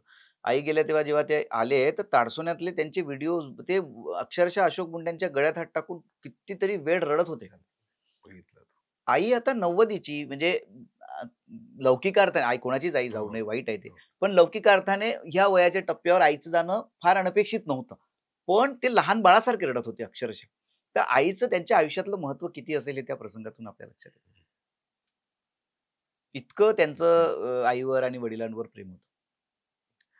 अ, कुटुंबाचाच भाग असलेलं त्यांच्या पत्नी आणि मुलं हं, हं. हा देखील कारण आपण पाहतो की कुठला एखादा पोलीस अधिकारी असेल किंवा असे जसे कर्तव्य कठोर बरोबर. अधिकारी असतील तर घरात म्हणजे कारण एकतर इतका वेळ घराबाहेर देऊन म्हणजे हं. आपल्या कामासाठी बरोबर, बरोबर. द्यायचा आणि दुसऱ्या बाजूला अशा पद्धतीनं कारण लोकांकडनं किंवा वेगवेगळ्या क्षेत्रातून येणाऱ्या प्रतिक्रिया आणि कुठल्या गोष्टींना सामोरं जावं लागेल याचं काही सांगता येत नाही. अशा बरोबर. परिस्थितीमध्ये कुटुंबाची काय मानसिकता असते आणि कुटुंबातलं हे स्वास्थ्य आणि आनंद त्यांनी कशा पद्धतीने जपलाय? पहिली गोष्ट तर तेही अनेकदा बोललेत आपल्या वेगवेगळ्या मुलाखतींमधून. त्यांचं आयुष्य जितकं अस्थिर राहिलं म्हणजे हे हं. सनदी सेवेतलं हो. आयुष्य, त्याचा फटका त्यांच्या कुटुंबाला दरवेळेस बसला. हं. म्हणजे त्यांच्या मुलाचे मित्रच होऊ शकले नाहीत. असं ते एका हो, मुलाखतीत हो. बोललेले आहेत, की ते आत्ता कुठे तो त्या नवीन शहराशी जुळायला जायचा आणि लगेच पुन्हा एका दुसऱ्या बदलीचा आदेश यायचा. हं, असं अनेकदा झालं. हं. त्यातून त्यांच्या म्हणजे एक एक काय म्हणतात त्याला समाजाच्या वर्तुळात रुळवण्याची जी प्रक्रिया असते ज्या बरं. बालवयातली, ती काही त्यांच्या मुलांच्या वाट्याला आलेली नाही, पहिली गोष्ट. हं, दुसरी गोष्ट अशी, की पत्नी म्हणून अर्चना मॅडमनी त्यांना अतिशय खंबीर साथ दिलेली आहे. त्यांच्या ह्या संपूर्ण प्रवासामध्ये. ते सोपं नव्हतं, की इतकी वादळं आयुष्यात पाठोपाठ येतायत हं. आणि एखादी व्यक्ती म्हणजे तुकाराम मुंडे कितीही संयमी असले, तरी एका पातळीवर येऊन माणूस विचलित होतो. हो. जरा तोल जातो हं, मनाचा, मेंदूचा. पण अशा स्थितीत अर्चना मॅडमनी पण त्यांना अतिशय सावरलेलं मला तरी ते जाणवलं. म्हणजे बरं. मी जे काही पुस्तकाच्या निमित्ताने लोकांशी भेटीगाठी घेतल्या, हं, लोकांशी बोललो, त्यांच्या नातेवाईकांशी बोललो वगैरे, वगैरे. तर तुकाराम मुंडेंच्या आयुष्यामध्ये त्यांच्या पत्नीने त्यांना जी साथ ज्या पद्धतीने दिली आहे, ती खरंच कौतुकास्पद आहे. तर ते एक प्रचंड कुटुंब वात्सल्य व्यक्ती आहेत आणि ते जे काही करतात त्याचा अंतिम उद्देश जर जनहित असेल, तर आपणही त्यांच्या ह्या सगळ्या अस्थिर प्रवासात सक्षमपणे त्यांच्या पाठीशी उभं राहिलं पाहिजे, असं त्याचं संपूर्ण आता तर मुलं हं, मोठी झालीत. हं, जेव्हा ती लहान होती तेव्हा त्यांना हं. खूप त्रास व्हायचा या गोष्टीचा. आता ते समजून घेतायत. कारण त्यांना कळतंय की माझे वडील काय करतायत. आणि जसं मी अर्चना मॅडमच्या बाबतीत बोललो, त्यांनी तर म्हणजे समर्पितच केलंय आयुष्य त्यांना. त्यांनी ज्या पद्धतीने साथ दिली आहे तुकाराम मुंडेंना, ती अर्थात पत्नी म्हणून सगळीच हे हो. सगळं करतात. पण ते इतकं वळणा-वळणाचं आयुष्य प्रत्येकाच्या वाट्याला येत नाही. त्यात त्यांनी जी भावनिक साथ दिली ती खूपच कौतुकास्पद आहे असं मला वाटतं. म्हणजे व्यक्तिगत आयुष्यावर होऊ घातलेल्या परिणामाची तमा त्यांनी कधी बाळगली नाही. अजिबात नाही. दुसऱ्या बाजूला सामाजिक बदल यातनं घडतोय किंवा समाजावरती काय परिणाम होतो याची त्यांनी निश्चितपणे खबरदारी घेतली. बरोबर. आणि अशा परिस्थितीत मग कुणाच्या तरी म्हणजे सत्ताधारी असू द्यात किंवा राजकारणी असू द्यात, यांच्याशी एका अर्थाने भिडणं, हो. तर हे धाडस तुकाराम मुंडेंमध्ये कुठून आलं? आता हा चांगला प्रश्न आहे तुमचा. कारण काय झालं, मी जसं बालपणावर वारंवार येतो, ह्या तुकाराम मुंडेंच्या आत्ताच्या स्वभावाची पाळंमुळं जी आहेत ना, ती त्यांच्या बालपणात दडलेली आहे. काय व्हायचं, म्हणजे लोकं म्हणतात किंवा काही लोकं लोकं म्हणत नाहीत, म्हणजे हं, सर्वसामान्य लोकं म्हणत नाहीत. हं, ज्यांना तुकाराम मुंडे चालत नाहीत, त्यांचा असा हं. आरोप आहे, की तुकाराम मुंडे अहंकारी आहेत किंवा ते नुसतं प्रसिद्धीसाठी वगैरे हो. करतात, असं. आता मला सांगा, त्यांनी पतंजलीवर पहिली कारवाई केली एफ-डी-एला आल्या-आल्या. हं, आता पतंजलीचा जो काही सो कॉल्ड ऑरा आहे, त्यांनी हं, जो काही स्वतःची प्रतिमा निर्माण केलेली आहे, हं. त्या प्रतिमेचा फायदा घेऊन ते काही गैरप्रकार करत असतील. बरं, झालाय की नाही हे मला माहिती नाही. ते अर्थात त्यांच्या त्या कारवाईच्या निकषानुसार बरोबर. त्या म्हणजे त्यांनी जी काही कारवाई केली त्यातनं ते समोर येईल. पण समजा ते आले आणि त्यांना असं वाटलं, की ही संस्था किंवा हे जे काही विकलं जात आहे, हे हं, निकषानुसार नाही आहे. त्यांनी तिथे जाऊन ती कारवाई केली. कारण कसं आहे, तुम्ही रस्त्यावरच्या खाद्य विक्रेत्यांना जेव्हा पकडता, तेव्हा हं. टीका होते, की "अरे, हे मोठ्यांना सोडतात. म्हणजे मोठ्या माशांना हो, सोडून हो. देतात आणि बरोबर. लहान माशांना उगाच त्रास देतात." मग यांनी पहिला घाव जो केला तो मोठ्या माशांवर केला. बरं. तरी अडचण आहे लोकांची, की "अरे, पतंजलीवर हे कसं काय करू शकता तुम्ही?" म्हणजे हं. कारण पतंजलीचे लाभार्थी जे काही असतील हो. राजकारणात, त्यांना ते आवडलं नसावं कदाचित. म्हणून ते सगळं झालं. आणि त्यांनी समजा ती कारवाई केली असेल आणि ती त्यांच्या कायद्याच्या दृष्टीने नियमावर बोट ठेवून केली असेल आणि सर्व निकषांच्या पातळीवर ती हं, कारवाई योग्य असेल, तर इतरांच्या पोटात दुखण्याचं काय कारण आहे? पण ते दुखायला लागलं. वर्धेचं गोरसपाकवर तुकाराम गोरज. मुंडेंनी कारवाई केली. गोरसपाक जिथे हो. निर्माण केलं तयार केलं जातं तिथे. ती संस्था काही गांधी विचारांच्या लोकांकडून चालवली जाते. तर गांधी विचारांचे समर्थक आम्हीही आहोत. हो, हो, समाजातले हो. अनेक लोक आहेत. बरोबर. गांधी म्हणून आम्हाला श्रद्धाच आहे त्या व्यक्तीबद्दल, त्या संस्थेबद्दल तिथल्या. पण त्यांच्या नाव असं जर लोकांना वाटत असेल हं, किंवा यांच्या नावाचा दुरुपयोग करून काही ठिकाणी आर्थिक फायदा घेतला जातो आहे हं, किंवा जे निकष आहेत ते पाळले जात नाहीयेत आणि तुकाराम मुंडेला अधिकारी म्हणून जर वाटलं असेल, की इथे आपण हं, हे थांबवायला पाहिजे आणि त्यांनी ती कारवाई केली असेल आणि समजा आता हे मला याच्यातलं काहीच माहिती हं, नाही. हं, मी फक्त अंदाज सांगतोय, अंदाज. की ती झालेली कारवाई जर कायद्याच्या चौकटीत असेल, तर केवळ ते गांधीवादी संस्था चालवत आहे म्हणून हं. त्यांना मोकळीक कशी देता येईल? म्हणजे वर्धेतही मोर्चे निघाले तुकाराम हो. मुंडेंच्या विरोधात. मला असं म्हणायचं आहे, की तुकाराम मुंडे जर कारवाई चुकीची केली असेल, तर त्याच्यासाठी तुम्हाला त्यांना आव्हान देण्यासाठीचे सगळे पर्याय उपलब्ध आहेत. अगदी न्यायालयापर्यंत. ते हो, गेलेतही. न्यायालयाचे हो. काहीतरी आदेश त्याच्यावर आलेत. जर ते चुकीचं असेल, तर हं, तुकाराम मुंडेंची कृती चुकीची ठरवली जाईल. पण केवळ ते गांधीवादी संस्थेद्वारे चालवलं जातं. तेवढ्यासाठी म्हणून तुकाराम मुंडेंना आरोपीच्या पिंजऱ्यात उभं केलं जात असेल, तर मला असं वाटतं ते अयोग्य आहे. तर असं अनेकदा होतं आणि काय हो जसं तुम्ही म्हणालात, की ते विधानसभेत इतक्या कोटीच्या हो, सुपारीचं हो. चर्चा झाली. कारण कसं आहे, की दुधाचा मार्केट आमच्या महाराष्ट्रातला त्यातलं हं, अर्थकारण हं. म्हणजे पनीर आणि बाय हो, प्रॉडक्ट जे काही हो. निर्माण होतात त्यातलं सगळं अर्थकारण. गुटख्याचं म्हणजे साध्या सडक्या सुपारीची लोकं सांगतात ₹1,500 कोटी रुपयाचं मार्केट आहे. साध्या सडक्या सारखं. सुपारीचं. मग त्याचे गुटखे वगैरे ते तर आणखी वेगळे आहे. बरोबर. मेडिसिनचा जर आपण विचार केला तर अनेक दुकानदार असे आहेत, दुकानात. जे म्हणजे कमी किमतीची वस्तू जास्त किमतीत विकतात. बरोबर. तर घेणारे गरीब लोक असतात ना, त्यांना ते परवडत नाही. अशा ठिकाणी समजा तुकाराम मुंडेंनी उद्या कारवाई केली हं. आणि त्यांचा अंतिम उद्देश जर लोकहित आणि जनकल्याण असेल आणि तरीही त्यांना समजा आरोपीच्या पिंजऱ्यात उभं केलं जात असेल, तर मग या देशाचा वाली कोण असेल? म्हणजे मला तर काय म्हणजे पुढे शब्दच सुचत नाहीयेत. इतकी वाईट अवस्था आहे. पण असा एखादा तरी घटक या संबंध प्रवासामध्ये किंवा जीवन प्रवासामध्ये तुम्हाला जाणवला की इथे तुकाराम मुंडे चुकलेत. हां, तुम्ही करिअरच्या संदर्भात सांगितलं ते बरोबर आहे, की बरोबर. त्याविषयी. पण लौकिक अर्थाने चुकलेत, की लोक म्हणतात, की बाबा म्हणजे जी टीका होते किंवा वादग्रस्त काही निर्णय त्यांनी घेतलेत आणि मग त्याचाच परिणाम म्हणून लोक असंही म्हणजे आता त्याचाही उल्लेख तुम्ही केला, की ते शायनर आहेत हं. असंही आहे. तर असं काही तुम्हाला जाणवलं का? कारण तुम्ही सगळंच या पुस्तकामध्ये हे मांडलंय बघा असं काय म्हणतात. झालंय, तुकाराम मुंडेंनी स्वतःला मोठं केलेलं नाहीये. हं. माध्यमांनी त्यांना ती प्रसिद्धी दिली आहे आणि समजा ती कारवाई त्यांनी केली नसती. आता पतंजलीवर हे बघा मला कोणाच्याही हो, तुलनात्मक हो. हं. याच्यावर बोलायचं नाहीये. पण याआधी पण एफ-डी-एला आयुक्त होते की नव्हते? हो. पतंजलीवर कारवाई झाली का? न झाल्यामुळे त्या आयुक्तांची बातमी झाली नाही. झालेली. आत्ता ती झाली म्हणून तुकाराम मुंडेंची बातमी झाली. मुंडे काही प्रेस नोट घेऊन माध्यमांकडे गेले होते, की हं, माझी हं, तुम्ही हं. बातमी छापा. असं कधीच झालेलं नाहीये. हं. ते त्यांच्या स्वभावात नाही आणि संस्कारातही नाही. मला हे म्हणायचं आहे, की तुकाराम मुंडेंवर हा जो प्रसिद्धीच्या हं, प्रेमात असलेला माणूस म्हणून जो आरोप होतो ना, हं, तो मला तरी व्यक्तिशः हं. अजिबात खरा वाटत नाही. ते त्यांच्या कायद्याच्या ते समजा चुकलं असतं. पतंजलीने चॅलेंज केलं का? नाही केलं. हं. अजून तरी केलेलं मला तरी ऐकिवात नाहीये, की बा हे चुकीची कारवाई होती. नाही केलं चॅलेंज. का नसेल केलं? याचा अर्थ तुकाराम मुंडेंनी केलेली कारवाई बरोबर होती. आता कार्यालयीन दृष्टीने जर ती योग्य असेल हं. आणि एवढंच की फक्त ती संस्था मोठी आहे, तिचं नाव मोठं आहे, म्हणून तिची बातमी होणार असेल, तर मला असं म्हणायचं आहे, की तुकाराम मुंडेंची कारवाई योग्य असताना जर कोणी केवळ तेवढं प्रसिद्धीसाठी हे केलं असं जर म्हणत असेल, तर मग तो म्हणणारा माणूस मूर्ख आहे. असं माझं आहे. व्यक्तिगत मत आहे.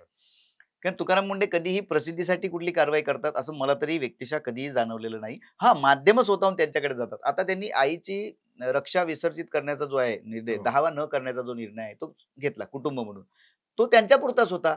हे कोणाला तरी कळलं, की बाबा तुकाराम मुंडे असा-असा निर्णय घेत आहेत. त्यातले 4-2 माध्यम प्रतिनिधी त्यांच्याकडे गेले आणि म्हणाले, "सर, ह्याचा तुम्ही जो निर्णय घेतलाय, हा समाजासाठी आदर्श ठरू शकतो." कारण लोकं जे काही मोठी माणसं असतात, त्यांचा आदर्श अनेकदा आपल्या कृतीत उतरवतात. तर तुम्ही एक 4 शब्द बोला त्याच्यावर. त्यांनी एवढंच सांगितलं, की "काही नाही बुवा, आम्ही ठरवलं आहे. कुटुंब म्हणून आम्ही दोन्ही भावंड बसलो आणि आम्ही दावा करायचा नाही असं ठरवलं." माध्यम प्रतिनिधी परत आले. त्या बातम्या चालायला लागल्या. लगेच लोकांनी आरोप केला, तुकाराम मुंडेंनी आईच्या अरे, पण त्यांनी कुठं माध्यमांना बोलावलं होतं? त्यांनी फक्त आपल्या कुटुंबापुरता निर्णय घेतला होता. तर असं अनेकदा होतं आणि तुम्हाला एक सांगतो सर, की हे केवळ अनेकदा निसर्गतः घडत नाही.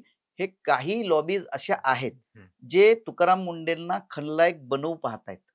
हं.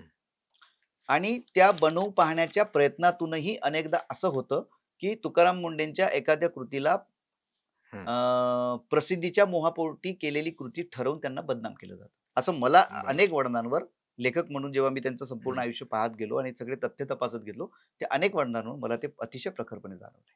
आणि अर्थात त्यांच्या स्वभावाचाही भाग असेल. कारण तो स्वभावही तसा त्यांचा कडक शिस्तीचा किंवा अ, जे नियमात किंवा कायद्यात बसेल तेवढ्यापुरतंच किंवा ते मी करणार. त्याला मी कुणाची आत तमाबाग म्हणजे आता ज्याला यालाही म्हणतो. कारण आहे सर तुम्हाला सांगतो. कारण ते बालपण थोडंसं थांबवेल नाही. तुम्हाला, हां. की हा जो स्वभाव निर्माण झालाय की नाही, तो का निर्माण झालाय? तर ते बालपणात जेव्हा तलाठी यायचा जमीन मोजायला, ती जमीन यांचीच असायची आणि नियमानुसार तेवढीच असायची. तलाठी म्हणायचा, की "इतके पैसे मला द्या, नाहीतर मी तुम्हाला हे प्रमाणपत्र देत नाही." आता हे बालपणात ते सगळं बघतायत. वडिलांची मोठी होरपळ व्हायची कारण पैसेच नसायचे. हं. मग आता तलाट्याला पैसे द्यायचे कुठून? म्हणजे एक तर वडिलांच्या ते स्वभावात नाही. पण समजा नाही केलं, तर हं. काम होणार नाही. मग काय करायचं? तर मग तो लाच मागायचा तलाठी म्हणून ते कुणाकडे तरी जाऊन, "दादा एक ₹5-10 दे, याला तलाट्याला द्यायचं." म्हणजे वडिलांची ही जी ससेहोलपट आहे त्या ₹5-10 म्हणजे ते ₹5-10 कशासाठी? तर लाच द्यायची आहे तलाठ्याला. हे ते बघायचे. जेव्हा ते कलेक्टर झाले, तेव्हा त्यांनी लाचखोर तलाठ्याला निलंबित करणं सुरू केलं. हे असं झालंय सगळं. तर आता तलाठ्याला निलंबित करतानाची कृती दिसली तुकाराम मुंडेंची. म्हणजे त्याची कारणं जेव्हा त्यांनी आयुष्यात सगळं स्वतः भोगलेलं आहे, ते दिसत नाही लोकांना. बरं, ते दिसावं म्हणून मी हे पुस्तक लिहिलंय. बरं. म्हणून जर आता तुम्ही हे पुस्तक जर तपशीलवार वाचत गेलात ना, तर तुमच्या लक्षात येईल, की तुकाराम मुंडेंचा आत्ताचा जो काही आक्रमकपणा आपल्याला दिसतो, हं. तो नीतिमत्तेला, नैतिकतेला, तत्वांना धरून आहे की नाही, हे ते पुस्तकातून समोर येणार आहे. बरं. म्हणजे एक उदाहरण म्हणून किंवा एक आठवण म्हणून सांगतो, की पुणे महापालिकेमध्ये एक पुणे महापालिकेची जीबी सुरू होती. जनरल बरं. बॉडी ज्याला म्हणतो, बरोबर. सर्वसाधारण सभा. आणि त्यावेळी तुकाराम मुंडे पुण्याच्या पी-एम-पी-एलचे म्हणजे हो. जी आपली बस सेवा बरोबर. सार्वजनिक वाहतूक व्यवस्था आहे बसची, त्याचे प्रमुख होते. तर त्या संदर्भातलं निवेदन करण्यासाठी म्हणून त्यांना जिबेमध्ये पाचारण करण्यात आलं होतं, बोलवण्यात आलेलं अच्छा. होतं. आणि त्यांनी त्यांचा विषय मांडला तिथे. कारण काय बरोबर. की त्या पी-एम-पी-एलला महापालिकेकडून आर्थिक मदत होत असते किंवा सहाय्य बरोबर. असतं, असा बरोबर. सगळा तो भाग. आणि त्यानंतर त्यांचं निवेदन संपलं आणि ते निघून गेले. अच्छा. आणि मग एकच गदारोळ झाला, की तुकाराम मुंडे आमच्या सभासदांच्या, लोकनियुक्त प्रतिनिधींच्या हं, हं. प्रश्नांना उत्तर न देता कसे काय निघून गेले, असं सगळं खूप मोठं वादळ झालं होतं. हं. आणि अर्थात त्याच्यानंतर मग ते सगळं पुढचं दुसऱ्या दिवशी वर्तमानपत्रामध्ये एक फोटो छान आला होता, की हं. तुकाराम मुंडे महापालिकेच्या बाहेर उभे आहेत हां. आणि असं पाय त्यांची असं म्हणजे पंजावर केल्या टाचेवरती असं शूज वगैरे अर्थात गाडीची वाट तो पाहत होते. फोटो तर हां. ओळखच झाली त्याची. नाकावर आयकॉनिक झालं. टिच्चून असं त्याचं हेडिंग दिलेलं होतं. अच्छा. हां. तर हा त्यांच्या स्वभावाचाच भाग आहे असं मी तुम्हाला का म्हटलं, की हं. ते मग मला माझं काम जे आहे त्याच्या पलीकडे मी जाणार नाही. हं. आणि मग त्यासाठी मग कोण कितीही मोठा असू देत, हो. मी त्याला अं, काय म्हणता येईल त्याला, मी त्याची काही म्हणजे त्यामुळे त्याला एंटरटेन करणार फार नाही. काही एंटरटेन करणार एंटरटेन नाही. म्हणजे करणार मी नाही तो उगाच. माझ्या जो तोंडात शब्द येतो तो मला वापरायचा नाही म्हणून मी तुम्हाला बरोबर आहे. हां, नाही पण ही वस्तुस्थिती आहे. हां. आणि हे अनेक शहरांमध्ये झालं तुम्हाला सांगतो.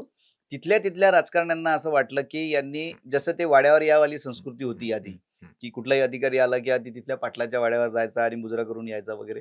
ते यांच्या स्वभावाने संस्कारात बसत नाहीत. म्हणून तुकाराम मुंडे या राजकारण्यांच्या लेखी काय म्हणतात त्याला हं. खलनायक आहेत. एरवी ते आपल्या कर्तव्याशी एकनिष्ठ आहेत. त्याच्यात अजिबात तीळमात्र शंका नाही. बरं. तुकाराम मुंडेंच्या आयुष्यामध्ये किंवा एकूण करिअरमध्ये परीक्षा पाहणारे क्षण ज्याला म्हणतो, असे कुठले साधारणपणे असं तुम्हाला वाटतं? असे तर म्हणजे खच्चून भरलेलं आहे सगळं आयुष्य परीक्षा पाहणं. पण प्रत्येक कधी? अ, अ, म्हणजे बालपण असेल, पुढे हं, तारुण्य असेल, हं, त्यापुढे आय-ए-एस होण्यापर्यंतचा प्रवास असेल. म्हणजे परीक्षा आता बघा या प्रश्नाचं उत्तर मी खरं म्हणजे आता पुस्तक उद्या येतंय, हं. पण मला म्हणजे देऊनच पुढे जायला हवं असं मला हो. वाटतं, की तुम्हाला आश्चर्य वाटेल. हं, तुम्हाला काय जे लोकं हा पॉडकास्ट बघणार असतील त्या हो. सगळ्यांना आश्चर्य वाटेल, की तुकाराम मुंडे हे पहिले असे सनदी अधिकारी असावेत भारतातले, ज्यांची नियुक्ती आधीच 3दा बदली झाली. नियुक्ती आधी 3दा. बघा मी अतिशय जबाबदारीने बोलतोय. हे पडताळलं जाऊ शकते. कुठल्याही बरं. हं, शासकीय दस्तऐवजामध्ये समजा ते नमूद असेल त्यांचा सगळा आलेख बरं. नियुक्तीचा, तर त्यात ते पडताळलं जाऊ शकते. आता ते सांगून मला पुढे जावं लागेल. कारण ते ऐकणाऱ्यांनाही आणि पाहणाऱ्यांनाही आवडेल, की बा हं. हे कसं झालं कसं आणि झालं? हं, ते आवडेल ह्या अर्थाने, की तो माणूस किती संयमी होता हं. आणि प्रचंड राग किंवा तळपायातली आग मस्तकात जाऊ शकते, की व्यवस्था किती क्रूर आहे. की तुकाराम मुंडे प्रोबेशनमध्ये असताना त्यांनी काही कारवाया तिकडे बीडमध्ये केल्या, हो, माढात केल्या. ते गाजल्या प्रचंड. हो. त्या कारवायांमुळे दुखावलेली काही माणसं होती. त्या माणसांनी जेव्हा तुकाराम मुंडे आपलं मसुरीतलं प्रोबेशन सगळं प्रशिक्षण हो, आटोपून आले, हो. तेव्हा त्यांना सहाय्यक जिल्हाधिकारी हं, म्हणून पहिली पोस्टिंग जी हं, मिळाली, ती सांगली जिल्ह्यातल्या मिरज हं, येथे. मिरजला जायला ते रेस्ट हाऊसवर म्हणजे पुण्याच्या कुठे हं, जिथे कुठे थांबले असतील त्या रेस्ट हाऊसला ते थांबले होते आणि तिथून त्यांना मिरजला जायचं होतं. ड्रायव्हर गाडी घेऊन आला. ते बॅग घेऊन बाहेर पडले. गाडीत बसले. गाडी 4 पावलं पुढे गेली आणि तेवढ्यात अचानक त्यांचा फोन खणाणला. हं. त्यांनी घेतला. पलीकडच्या व्यक्तीने सांगितलं, की "तुम्ही कुठे आहात?" त्यांनी सांगितलं, "मी रुजू व्हायला निघालोय. नुकतंच निघालोय. आता काही वेळात मिरजला पोहोचेल." ते म्हणाले, की "नाही, नाही. तुमच्यासाठी आदेश आहे, की तुम्ही सध्या रुजू व्हायचं नाहीये." पहिली पोस्टिंग. विचार करा. त्यांच्यासोबतचे 4 अधिकारी, त्यांचे सहकारी, त्यांच्या खोलीमध्ये राहणारे एकत्र. ते 4ही अधिकारी 4 शहरामध्ये रुजू व्हायला निघाले, रुजू झाले, त्यांचं काम सुरू झालं. तुकाराम मुंडेंना फोन आला, की मिरजची तुमची पहिली पोस्टिंग असली तरी वरून फोन आहे, की तुम्ही आत्ता जॉइन करायचं नाही. मग तुकाराम मुंडेंचा प्रतिप्रश्न, "मग मी काय करायचं?" तर "ठीक आहे, तुम्ही सध्या थांबा, तुम्हाला नव्याने कळवण्यात येईल." ते परत गेले आपल्या खोलीवर. ड्रायव्हरला सांगितलं, "गाडी पार्किंगमध्ये लावा, आता काही आपल्याला जायचं नाहीये." म्हणजे जो उत्साह असतो आय-ए-एस हो, अधिकाऱ्याचा हो. बघा, म्हणजे पहिल्याच पातळीवर त्याला कसं संपवून टाकण्याचा प्रयत्न झाला असावा. ते परत गेले खोलीवर आणि वाट पाहायला लागले नवीन आदेशाची. मध्ये काही काळ गेला, पुन्हा फोन वाजला आणि त्यांना सांगण्यात आलं, की आता तुम्हाला नवीन पोस्टिंग मिळाली आहे, पण ती पोस्टिंग आहे प्रकल्प अधिकारी अ, आदिवासी विभाग धाडणी. हे बरं. हो, अमरावती जिल्ह्यात अमरावती. मेळघाटात. हो, ते म्हणजे प्रचंड आश्चर्यकारक तेही होतं, हो, की सहाय्यक जिल्हाधिकारी साधारणतः पहिली पोस्टिंग असते हो, आय-ए-एस हो. अधिकाऱ्यांची आणि यांना जी मिळाली ती प्रोजेक्ट ऑफिसर मिळाली. अर्थात ती काही त्या चौकटीच्या बाहेरची नव्हती, पण साधारणतः असं होत नाही. त्यांना प्रकल्प अधिकारी म्हणून धारणीला, मेळघाटात त्या दुर्गम क्षेत्रात जिथे कुपोषणाचं खूप हो, हो. अवास्तव म्हणजे काय म्हणतात त्याला भीषण समस्या आहे. अशा ठिकाणी तुकाराम मुंडेंना पाठवण्यात आलं. त्यांची तयारी होती. कारण ते गावातून आले होते. त्यांना त्यांचं कर्तव्य बजावायचं होतं. त्यांना काही लोकेशन किंवा पोझिशन वगैरे हा त्यांच्या लेखी त्यावेळेस तरी काही मुद्दा नव्हता. आजही नाहीये. तुकाराम मुंडेंनी स्वीकारलं तो. चला हरकत नाही चॅलेंज म्हणून घेऊयात. आपल्याला तिकडे काम करायला जास्त स्कोप आहे. म्हणजे उपजिल्हाधिकारी पदी मिरवण्यापेक्षा कुपोषणग्रस्त क्षेत्रात जाऊन बरोबर. काहीतरी हो. दखलपात्र करून दाखवावं, हो, हो. अशी संधी आपल्याकडे चालून आली. या अर्थाने त्यांनी त्या हं, नियुक्तीकडे बघितलं. धारणीची तयारी सुरू झाली आणि धारणीला जाणार, आता हं. उद्या निघायचं आहे. अशा वेळेस रात्री त्यांना पुन्हा फोन आला, की तुम्हाला वेटिंगवर थांबायला सांगितलंय. उफ. तुम्हाला धारणीला जायचं नाहीये. म्हणजे तुम्ही जे म्हणता, की परीक्षा पाहणारा क्षण, असं किती असावेत एखाद्या व्यक्तीच्या आयुष्यात? ते थांबले. मग त्यांनी विचारलं, की "मग आता तिसरा आदेश कुठे आहे?" ते म्हणाले, "सांगू आता तुम्ही काही दिवस वाट बघा." आणि पुन्हा ते प्रतीक्षेत बसून राहिले. त्यांचे अधिकारी जे सहकारी होते ते गेले, त्यांचे काम सुरू झालं. ते लाल दिव्यात मिरवू पण लागलेत लागले. तिकडे आणि तुकाराम मुंडे घरी बसलेले. म्हणजे त्यांच्या बरं. जिथे कुठे थांबले त्या खोलीवर बसलेले. काही काळ मध्ये लोटल्यानंतर मग तिसरा आदेश आला. तो नांदेड जिल्ह्यातल्या देगलूरचा होता. ह्या 3 बदल्या झाल्या त्यांच्या. म्हणजे 3 ठिकाणी बदल्या झाल्या, झाल्या. झाल्या. ते रुजूच झालेले नाहीयेत. सांगा एक उदाहरण देशात मला एक असं असावं. पहिलं उदाहरण आहे. म्हणजे तर इतके अनेक प्रसंग त्यांच्या आयुष्यात त्यांच्या संयमाची परीक्षा पाहणारे आले. बरोबर. म्हणजे अगदी करिअरच्या सुरुवातीपासून ते आता करिअरच्या या टप्प्यावरती हे त्यावेळी अर्थात त्या जर बातम्या आल्या असत्या किंवा एवढा जर सगळ्या मीडिया लोकांपर्यंत पोहोचणार असतं तर निश्चितपणे त्याची देखील तेवढी चर्चा झाली झाली असती. असती, झाली असती. कोणाची मला सांगा ना, कुठल्यातरी एका अधिकार आणि मग लोकं म्हणतात, की बाबा तुकाराम मुंडेंची चर्चा होती. कारणं आहेत ना आणि ती संधी देते कोण माध्यमांना? पण आणि आता एफडीएचे आयुक्त म्हणून काम करत असताना ते पुन्हा एकदा चर्चेत आहे आणि त्याच वेळी आपलं हे पुस्तक येऊ घातलंय. हा येस. निव्वळ हा योगायोग आहे. योगायोग. हा योगायोग आहे. कारण मला पुस्तक लिहायला जवळ-जवळ 1 सव्वा वर्ष लागलं पूर्ण. बरं. आणि जेव्हा मी पुस्तकाचं काम सुरू केलं तेव्हा सर दिव्यांगाला होते मला असं वाटतं. असावेत म्हणजे मी काही त्यांच्याशी भेटलो नव्हतो. पण मला असं वाटतं, की तेव्हा ते दिव्यांगाला असावेत. मध्ये त्यांना पुन्हा सक्तीची रजा देण्यात आली. हो, 2-2.5 महिने ते घरीच बसून होते. म्हणजे बसवून ठेवण्यात आलं होतं त्यांना. का बसवून ठेवण्यात आलं हे कोडं माझ्यासमोर अजूनही आहे. महाराष्ट्रासमोरही आहे अर्थात. तर हा योगायोग आहे, की ते एफ-डी-एला आलेत. आणि पण हे बघा एफ-डी-एला नसते आले तरी तुकाराम मुंडेंची जी लोकप्रियता आहे की नाही किंवा त्यांनी जे काही आत्तापर्यंत केलेलं आहे. कारण एक लक्षात घ्या, कुठलाही माणूस आपला जर इमान विकणार असेल ना, तर तो फार दिवस म्हणजे आपली खोटी प्रतिमा घेऊन पुढे जाऊ शकत नाही. त्या खोट्या प्रतिमेला कधीतरी तडा जातो आणि आमिष दारावर थाप देतच असतात बरोबर. अधून तर तुकाराम मुंडेंना समजा आपल्या तत्वांशी तडजोड करून काही मोहाट पडणारे क्षण कॅश करायचे असते, तर ते त्यांनी आतापर्यंत करून टाकले असते, की 20-22 वर्ष समजा त्यांची सेवा हो. झालेली असेल. तर कोणी इतका वेळ नाही थांबणार ना. म्हणजे केवळ प्रसिद्धी मिळते म्हणून आपलं आर्थिक नुकसान कोणीही करणार नाही, असं मला मला व्यक्तिशः वाटतं. त्याच्यामुळे तुकाराम मुंडे विकले जातील किंवा विकले जाण्याची शक्यता आहे किंवा त्यांना आपण कुठल्यातरी माध्यमातून दबाव आणून अशक्त करू शकतो किंवा त्यांच्या मुख्य उद्देशापासून परावृत्त करू शकतो. असा विचार कोणाच्याही मनात यायला नको. कारण तो येऊनही उपयोग नाहीये. तुकाराम मुंडे आपल्या कर्तव्याशी अतिशय प्रामाणिक आहेत. त्यांच्या म्हणजे किती कुटुंब त्यांच्या पत्नीला धमकी गेल्या, मुलांना मारण्याच्या धमक्या गेल्या. तुमच्या पुण्यातच हे सगळं झालं, याआधी पी-एम-पी-एलला हो. असताना. आणि ते जिथे-जिथे गेले त्या ठिकाणी बार्शीमध्ये ते जेव्हा प्रोबेशन पिरियडला होते, जेव्हा त्यांनी अतिक्रमण विरुद्ध कारवाई केली, तेव्हा काही महिलांना ठरवून त्यांच्या भेटीला पाठवण्यात आलं सत्कार करायला आणि नंतर कळलं, की त्या महिला पोलिस ठाण्यात गेल्यात विनयभंगाची तक्रार द्यायला तुकाराम मुंडेंच्या विरोधात. तर मला असं वाटतं, की हे जर घाबरले असते, ते अस्वस्थ झाले असते, विचलित झाले असते, तर अनेक पातळ्यांवर त्यांनी तडजोडीचा मार्ग स्वीकारू शकले असते. गेली 20-22 वर्ष ते एक हाती लढा देत आहेत व्यवस्थेशी आणि अंतिमतः उद्देश काय आहे? लक्षात घ्या. तुकाराम बरोबर. मुंडेंचा अंतिमतः ह्या सगळ्या मागचा हेतू काय आहे? समाधीत. दुसरं असण्याचं कारण नाही. असे किती अधिकारी आहेत? म्हणजे मला कोणत्याही अधिकारावर व्यक्तिगत टीका करायची नाही. हं. प्रत्येक अधिकारी आपापल्या जबाबदारीप्रती सीरियस आहे असं मी गृहीत धरतो. पण असं किती लोकांच्या बाबतीत घडतं? नाही घडत ना. म्हणून मला असं वाटतं, की म्हणून तुकाराम मुंडे इतरांपेक्षा वेगळे ठरतात आणि ते वेगळे ठरतात म्हणून मग माध्यमांची व्यवस्था आहे, की लोकं त्यांच्याकडे जातात आणि त्यांच्या प्रत्येक कृतीची बातमी होते. आणि आपसुकपणे सामान्य माणूस देखील ही तुलना करतो आणि कधीतरी मग तुकाराम मुंडेंसारखे अधिकारी आपल्याकडे बरोबर, देखील असावे असं त्याला बरोबर. वाटायला लागतं आणि अखेर या सगळ्याचा परिणाम म्हणून मग तुमच्यासारखी व्यक्ती एखादा लेखक प्रभावित होतो आणि तो पुस्तक रूपाने तुकाराम मुंडेंना आपल्या समोर अर्थात, आणतो. अर्थात. आणि आता प्रकाशन पूर्व नोंदणीची मला वाटतं इतकी ती पण रेकॉर्ड ब्रेक होते अशी काय स्थिती आहे? मला जे कळलंय अर्थात आकड्यांवर बोलणं हा नाही, प्रकाशकांचा नाही. अधिकार आहे. अगदी, पण अगदी. मला जे कळलंय ते 1,00,000च्या वर प्री बुकिंग झालेलं आहे पुस्तकाचं. आणि मी मागे जाऊन तपासलं जरा, की असं हं. याआधी कुठल्या मराठी पुस्तकाच्या बाबतीत घडलंय. तर मागच्या काळात म्हणजे मला अजून तरी असं ठळक उदाहरण एकही सापडलेलं नाहीये. आता तुम्ही सीनियर आहात, त्या क्षेत्रात आहात कदाचित. अ, माझं चुकत असावं. पण मी तपासलं, अनेकांना विचारलं की असं कुठल्या मराठी पुस्तकाच्या बाबतीत झालंय का? म्हणजे पुस्तक अजून हातात नाहीये. म्हणजे मांडणी, कंटेंट याबाबत काहीच माहिती नाहीये आणि ते लाखाच्या वर विकलं जातंय.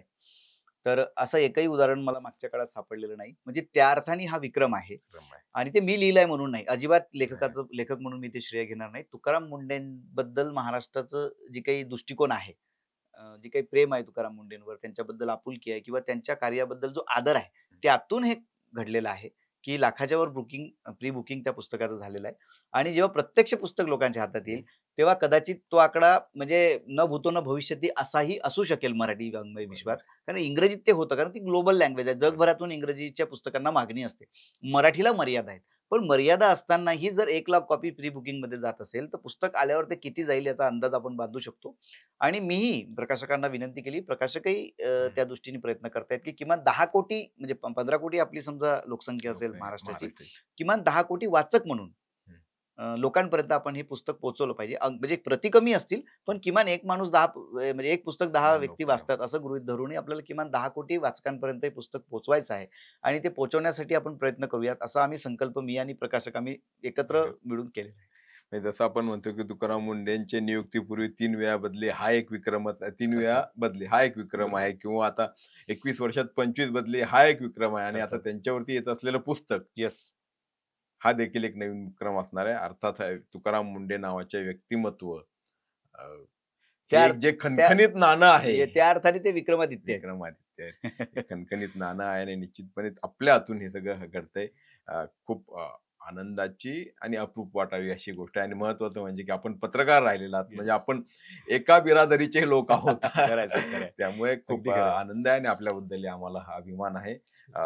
आपल्या हातून असंच काम घडत राहू यासाठी मनःपूर्वक शुभेच्छा आणि खूप आपण धन्यवाद आमच्या सर. स्टुडिओमध्ये खूप आलात आणि धन्यवाद. छान गप्पा मारल्या त्याबद्दल आणि या पुस्तकातून तर आम्हाला तुकाराम मुंडे काय हे कळणार आहेत. पण या गप्पांमधून देखील आपल्या प्रेक्षकांना आणि आम्हाला तुकाराम मुंडे हे काय रसायन आहे हे कळणार आहे. आपले खूप खूप आभार. धन्यवाद सर. खूप धन्यवाद. तुमची car, electric panel, data server आगीपासून सुरक्षित आहे का? नाही? मग आजच बसवा F protect temperature activated fire suppression device. यामध्ये आहे eco friendly non toxic pressurised liquid जे आग लागल्यास क्षणार्धात ऍक्टिव्हेट होऊन आगीवरती मिळवते नियंत्रण. बसवण्यास अतिशय सोपे आणि सुटसुटीत टेकालिपचे एक दर्जेदार उत्पादन एफ प्रोटेक्ट.